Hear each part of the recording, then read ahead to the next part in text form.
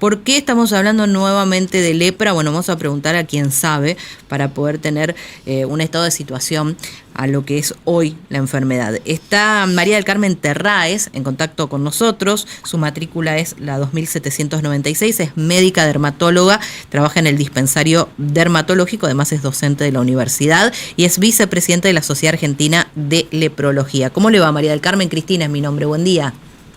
Hola Cristina, ¿cómo están? Muchas gracias por comunicarse con nosotros. No, gracias por contestar este requerimiento. Y le queríamos preguntar de la situación, es decir, ¿no es una enfermedad erradicada la lepra? Bueno, la lepra, nosotros somos zonas endémicas. No está erradicada, todavía tenemos casos de lepra, mucho menos que en las épocas de las cuales te estabas refiriendo anteriormente, pero siempre tenemos una X cantidad de casos por año, sobre todo zonas endémicas como es la zona del NEA, que tenemos tanto Chaco, Formosa, Misiones, Corrientes, una cantidad, actualmente una meseta de casos por año. Uh-huh. ¿Y Esta esto? campaña justamente lo Sí. que queremos es salir a la comunidad, en eso siempre, por eso es una campaña de educación, porque queremos recordar no solamente a la sociedad en sí, sino hasta incluso a nuestros propios colegas, que todavía la lepra existe, que tenemos casos de lepra y que siempre el diagnóstico precoz hace una mejor evolución de la patología. ¿Cómo se contagia la lepra? Mira, la lepra, si bien ya el término, cuando uno le dice al paciente que tiene lepra, genera mucho miedo, mucho Ujú. nerviosismo por toda la carga existencial que presenta la enfermedad, pero no deja de ser una infección como cualquier otra. Y por el contrario, lo que mucha gente tiene miedo es de muy difícil contagio. Necesitas, en primer lugar, que haya un paciente con lepra que no esté en tratamiento, porque una vez que está en tratamiento deja de contagiar.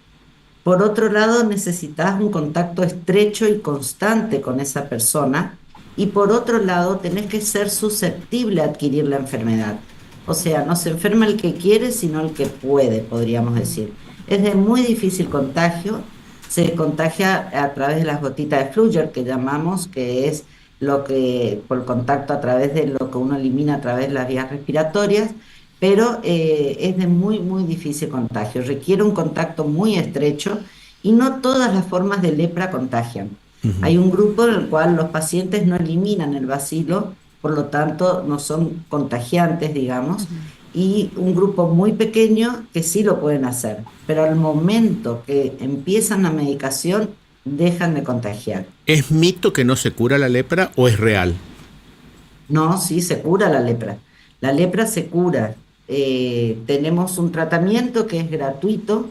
Disculpe, doctora, ¿sabe por qué le pregunto? Yo vengo de la provincia del Chaco y nosotros teníamos un leprosario y mandábamos a los enfermos a la isla del Cerrito para que allí se mueran. Ese era el concepto o preconcepto. Exacto.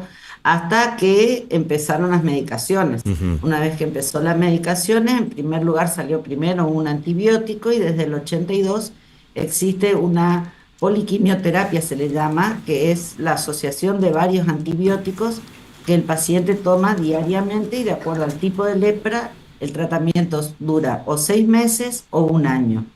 Así que la lepra se cura actualmente. Antes sí se los desterraba porque no teníamos antibióticos, pero hoy en día, desde ya el año 82, tenemos medicaciones por las cuales la lepra se trata como cualquier otra infección en su casa, tomando la medicación y con los controles adecuados. Doctora, si nos está pintando este panorama, a ver, de que es difícil el contagio, de que si uno empieza a medicarse automáticamente interrumpe el contagio, de que hay antibióticos que permiten solucionar la infección, que en 6 meses uno ya está bien de esto. ¿Por qué todavía hay lepra? Y bueno, porque somos una zona endémica y porque todavía hay pacientes que, por eso las campañas siguen teniendo la infección que todavía no han sido detectados o no han concurrido, pero es una infección como cualquier otra. Por lo tanto, mientras exista un paciente con lepra, todavía va a seguir existiendo. Y por lo otro, que no tenemos una vacuna. por lo cual entonces todas las infecciones, mientras siga habiendo algún paciente con la enfermedad, va a seguir estando. Lo ¿La, que la sí lepra logramos está relacionada a era- la pobreza? ¿Cómo? ¿La lepra está relacionada a la pobreza? No, puede tener cualquier persona lepra, de cualquier estrato social. No tiene relación en sí con la pobreza, pero de todo, cualquier estrato social. Por ahí uno podría inducir por pensar por una cuestión inmunológica, pero tiene más que ver con la predisposición genética que uno puede tener a adquirir la enfermedad. Más que nada es eso. Doctora, ¿tiene datos de cuántos enfermos de lepra hay en Corrientes o cuántos casos se detectan en un periodo de tiempo por año? Y aproximadamente Corrientes estamos en 20, 30 casos nuevos por año. Y a nivel país, aproximadamente unos 100 casos nuevos por año. Sí. Antes hablábamos de números extraordinarios, pero gracias al que desde acá, desde el dermatológico, se mantienen las políticas de mantener el seguimiento, el seguir a los pacientes, dar charlas al interior y todo eso hace que uno esté constantemente capacitando a agentes sanitarios, a otros médicos de otras especialidades para que ante una sospecha de lepra puedan ser derivados para hacer su tratamiento. En el Así marco que de... ese trabajo constante que está desde el doctor Scapini, el doctor Harvey de aquellas épocas hasta el día de hoy, siempre se mantiene la misma línea de que lo primordial para nosotros en el dispensario, que de hecho se creó con el patronato del enfermo de lepra, es para justamente estamos siempre al servicio del paciente de lepra. Obviamente tratamos todas las otras patologías cutáneas, pero siempre es el control de los pacientes y mantener siempre que la sociedad esté atenta y nuestros colegas, como yo te digo, que también nos pregunta, ¿todavía hay lepra? Y sí, todavía hay lepra. Doctora, usted recién Pero hablaba hay que del... sospecharlo. Usted hablaba y decía de los chequeos correspondientes y tratar de llegar previo a que esto gane más protagonismo en el organismo de una persona. ¿Somos reacios, así como en otras tantas patologías, de ir a hacernos el estudio al centro dermatológico? Sí, la verdad es que hoy en día la gente concurre bastante al Ujú. servicio. Tenemos muchos pacientes, no es tan reacio. Sí es reacio cuando nosotros les decimos el diagnóstico de la enfermedad.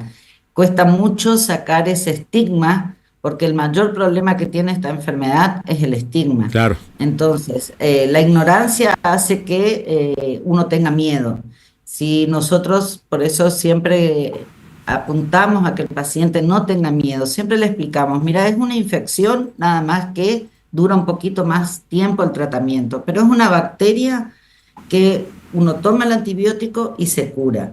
Ya no es lo de antes, no imágenes que veíamos antes de los viejos libros.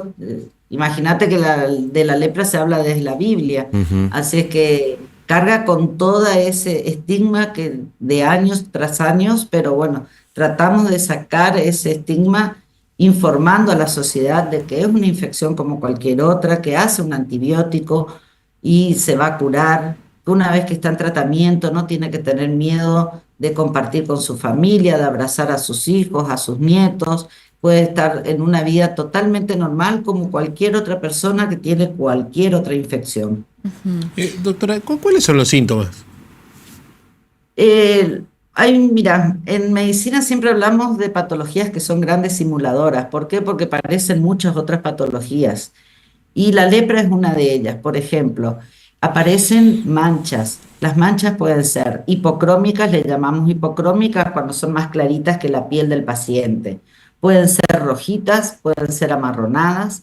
Lo que siempre o casi siempre está presente es el trastorno de la sensibilidad. O sea, un paciente que nota que tiene una manchita, que cambió esa sensibilidad, que siente como al tocarla o siente como que se le toca de lejos o no siente el dolor, bueno, ahí entonces es uno de los signos más característicos de la lepra. Es la presencia de alguna mancha con alteración de la sensibilidad. Esa es la principal y forma de inicio de la lepra. Después puede aparecer otro tipo de lesiones, como pueden ser algunos nódulos subcutáneos, algunos otro tipo de manchas, pero la característica es eso, una mancha hipocrómica o eritematosa. Doctora, eso es lo más común. Pues sabemos que por ahí está con pacientes, le queremos agradecer el tiempo. El dispensario dermatológico, a ver, ¿qué es? Porque uno lo tiene asociado y es parte, digamos, del día a día, pero es como un hospital especializado en enfermedades de la piel, es como una sala, depende de salud pública, de la universidad. ¿Cómo funciona el dispensario? Sí, nosotros somos un ente especial. Bueno, te cuento. El dispensario en sí como edificio pertenece al patronato del enfermo de lepra, como te contaba antes. Unas damas que a nivel nacional crearon este patronato que existe en lugares del interior también, en otras capitales de las provincias del NEA, que donaron estos edificios para la atención del paciente con lepra. Sí. Entonces, el edificio en sí es del patronato. Después, nuestros sueldos y nosotros como médicos dependemos del Ministerio de Salud Pública. Ajá. Las medicaciones, por ejemplo, que nosotros recibimos para la enfermedad provienen del Ministerio de Salud Pública de la Nación en coordinación con el Ministerio de Salud Pública de la provincia. Ajá. Nosotros como personal somos del Ministerio de Salud Pública de la provincia de Corrientes. Claro. Y cualquier persona... Y el servicio es Sí. todo dermatológico, o sea, acá todo empezó para la atención del paciente de lepra, Sí. pero luego, hoy en día, atendemos todas las patologías cutáneas. Como centro de referencia de la provincia está este dispensario dermatológico. Todos somos dermatólogos. Tenemos también un servicio de bioquímica, que es donde se hace también los estudios de laboratorio para corroborar las distintas patologías, por ejemplo, la lepra. Ajá. Y quien quiera una atención médica, ¿qué tiene que hacer? ¿Sacar turno? Se puede acercar Ajá. hasta el servicio, pide un turnito. También tenemos ahora, como novedad, primicia te doy, Ajá. tenemos un teléfono, un celular para WhatsApp. Entonces pueden pedir turno por WhatsApp. Y te paso ya de paso el numerito, Sí. que es 3795 31 69 53. Todo por WhatsApp, no es para llamadas. Durante la mañana, de 7 a 13 estamos, pueden pedir un turnito por ese WhatsApp o se acercan hasta el servicio y también se le da un turnito. Doctora, muchas gracias, muy amable.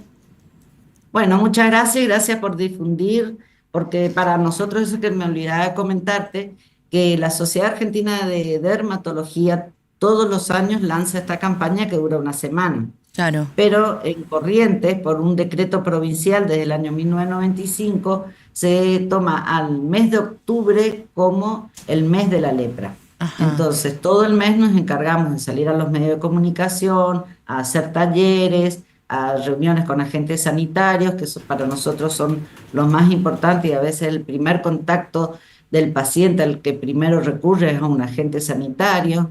Entonces, eso consiste para nosotros el mes de octubre. Capacitar, hacer talleres y charlas para difundir. Por eso agradecemos siempre cuando los medios de comunicación se acercan, porque nos ayuda a estar cerca de la gente para poder transmitir sobre la enfermedad y que le dejen de tener miedo, que la lepra se cura. Doctora, muchas gracias, muy amable. No, de nada, muchas gracias a ustedes. Bueno, la doctora María del Carmen Terraes, médica dermatóloga, contándonos un poco del estado actual de la lepra, y también me parece que es súper interesante que hayan habilitado la posibilidad de pedir turnos a través del WhatsApp, porque, bueno, facilita mucho, es el centro de referencia en ¿Sos del cuestiones interior, por ejemplo? dermatológicas. Claro. Sí, y ¿Sos del podés interior, ya pedí pedir turno? el turno. 3795-3169-53, lo tenemos en pantalla, es el teléfono para pedir turnos en el centro centro de dermatología, que es uno dice el dispensario, viste que la palabra dispensario es como que quedó de otra época, bueno, pero contó más o menos cómo se gestó este lugar, cómo es esa articulación que tienen entre el patronato de personas con lepra. Ustedes, fíjense lo que, a ver, existían lugares para el confinamiento de los enfermos con lepra. En la isla del Cerrito estaba el leprosario. Está el leprosario y se construyó una edificación puntual en base a eso. Era el destierro, o sea, tener lepra significaba que te tenías que aislar. Lo mandaban a que se mueran ahí. Una cosa impresionante, ¿no? Se construyó el gobierno nacional en ese entonces y mandaba gente del resto del país ahí a que, a esperar su muerte. Fíjate, la Biblia da cuenta de los leprosos. Leprosos. Uno de los milagros de Jesús era curar a los leprosos. O Lázaro no había muerto, el que lo resucitó no había muerto por lepra. No, pero igual, de todas maneras, sí, uno de los milagros tenía que ver con eso de que queden completamente limpios de lepra. Sí, bueno, yo no sé si habrá sido, y habría que ver un poquito más la historia, la enfermedad más contagiosa o en comparación de otras, aun cuando no había medicamentos, pero sí tiene toda esta connotación tan terrible. Yo no sé si había otros centros de confinamiento para otro tipo de enfermedades. Como los leprosarios. Y bueno, el dispensario dermatológico fue un edificio, imagínate, había un patronato. El patronato son como esas organizaciones que se encargan del cuidado, un patronato para enfermos de lepra, y entre otras cosas, un conjunto de mujeres donaron estos edificios en distintos lugares del país. Bueno, hoy funciona en articulación, explicaba bien la doctora, entre el Ministerio de Salud Pública, el Ministerio de Salud de la Nación, más este patronato que donó este edificio para esta finalidad, para la atención de los pacientes de lepra. En 1982 aparecieron los medicamentos y la historia cambió. Sin embargo, sigue habiendo entre 20 y 30 casos detectados por año, y como bien planteaba Gustavo, si es una enfermedad curable, ¿por qué sigue habiendo casos? Porque hay pacientes que transcurren la enfermedad y contagian sin iniciar los tratamientos. Bueno, interesante, esto tiene que ver con la concientización.